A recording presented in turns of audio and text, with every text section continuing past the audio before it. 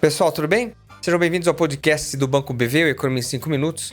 Eu sou o Roberto Padovani e essa semana a gente vai bater um papo sobre o início de 2023 nos mercados financeiros. Bom, semana passada o Carlos já listou quais são os principais temas para 2023 que não devem ser muito diferentes daqueles que a gente já tem visto nos últimos meses. A gente tem uma preocupação grande com inflação no mundo, com o crescimento global. A despeito da China estar sinalizando aí um desempenho melhor em 2023, existe muita preocupação com recessão na Europa e nos Estados Unidos. Esse é um tema que vai dominar todo o ano. Aqui no Brasil, a gente tem um novo governo, portanto a agenda de políticas públicas domina o debate, em particular a questão econômica e os temas fiscais. Esses temas devem guiar os preços dos principais ativos ao longo do ano. Agora, a despeito desses temas, o que chama atenção é que o início desse ano foi marcado por um bom desempenho dos mercados financeiros. A bolsa recuperou terreno, o câmbio está bem comportado, os mercados futuros de juros também mostram uma oscilação menor, a despeito de todas as preocupações que a gente tem pelo ano. E quais são as explicações para esse início de ano favorável? A primeira e mais importante tem a ver com o mundo.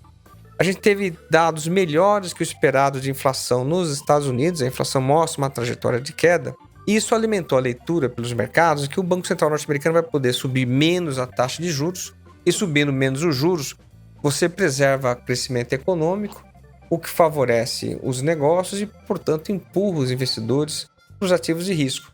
Esse bom desempenho dos mercados se deve exatamente a essa leitura mais favorável de inflação e juros nos Estados Unidos. Mas há também questões locais importantes. Olha, o final do ano passado foi bastante agitado aqui nos mercados locais por razões domésticas. Toda a turbulência que a gente viu ao longo de novembro e dezembro tem a ver com a sinalização política e ideológica do novo governo de que ele aumentaria os gastos públicos e mudaria várias regras econômicas. Isso trouxe muita instabilidade, muita imprevisibilidade. Em particular, havia preocupação com a forma de se financiar o gasto público. Sem um aumento correspondente de receita, o que o mercado corretamente entendeu é que a gente teria uma dinâmica de alta importante numa dívida que já é alta e cara. Só que num contexto global em que os investidores estão preocupados com a recessão internacional, portanto mais sensíveis a temas locais, o que acabaria afetando os fluxos capitais para o Brasil, pressionando o dólar, o custo das empresas, a inflação, os juros e, portanto, o crescimento econômico. Toda a leitura de cenários que a gente viu ao longo de novembro e dezembro tinha a ver com a sinalização que o novo governo estava dando sobre a sua agenda. Isso não mudou, essas preocupações continuam. Porém, a gente passou a ter alguns sinais de que o governo está preocupado com essa trajetória de dívida. Ainda que de forma imprecisa, pouco clara, pela primeira vez, algumas alternativas de aumento de receita foram levantadas. Isso não resolve o problema, obviamente tudo o que foi apresentado é insuficiente, mas mostrou que o governo está atento ao tema.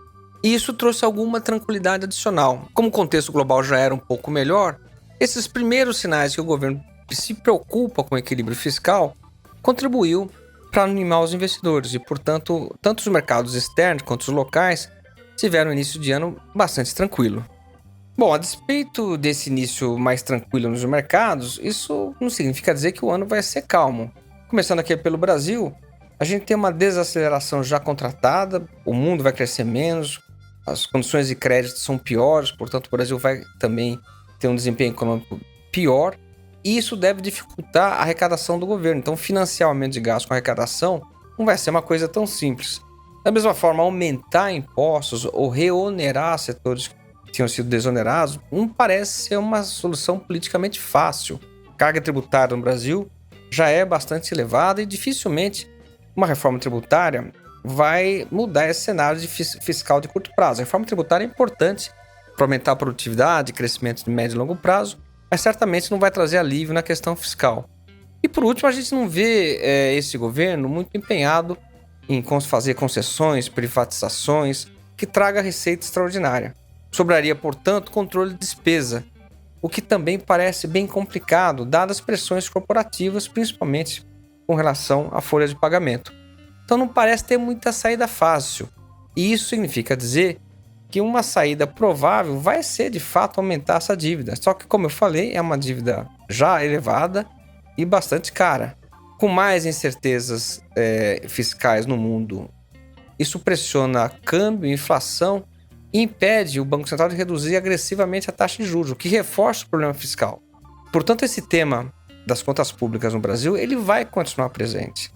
Da mesma forma, fora do país. A inflação está caindo nos Estados Unidos, é verdade, mas ela está muito distante da meta.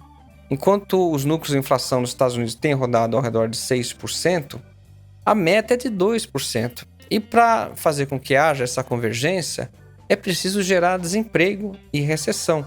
Portanto, as notícias não serão boas ao longo de 2023. A gente vai ter economia mundial esfriando. Talvez a exceção seja a China, que mostra alguma recuperação. Mas certamente a Europa e os Estados Unidos terão temas econômicos, não econômicos, como as questões geopolíticas e militares. Tudo isso traz um ambiente de muita instabilidade global, o que não ajuda os negócios nem no mundo, nem no Brasil. Portanto, a gente continua lendo um ano difícil a despeito dessa primeira quinzena favorável. Bom, essa história, nos falamos na próxima semana. Até lá!